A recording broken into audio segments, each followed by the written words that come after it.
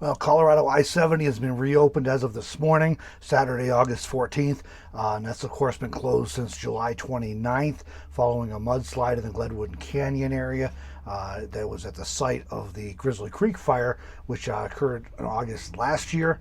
And it just, there's a heavy rain for several days, and a good portion of the hillside slid under the interstate and did a tremendous amount of damage. Not only did it make a mess, it actually damaged the roadway as well. It is going to be one lane only, eastbound and westbound, between approximately mileposts 123 and 124 for about a mile. Traffic speeds will be reduced according to Colorado DOT.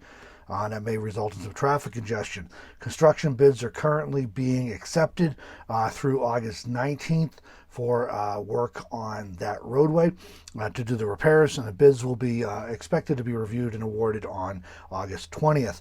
But meanwhile, it is one lane in the Glenwood Canyon area for probably several months, up to around Thanksgiving time. They're expecting it'll take to complete the repairs on the road.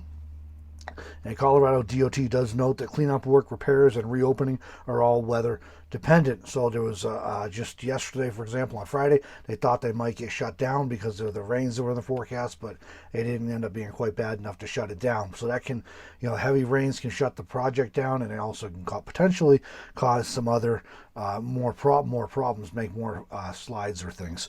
To that effort to avoid problems with that, the DOT has installed 150 super sacks, they call them, that are basically 3,000-pound sandbags. So 150 3,000-pound sandbags will hopefully hold back any small slides that may occur with heavy rains in the near future.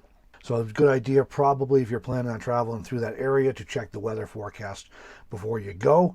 See if there's heavy rains in the forecast. It might be worth postponing your trip or considering an alternate route. And, of course, allow extra time for traffic because of the congestion. Well, thanks for joining me this episode of Travel News, everyone, with this quick update. And if you have a link or a tip on a story that you think might be of interest, please send that to me at robert.witham@gmail.com. Thanks for joining me. We'll catch you in the next one.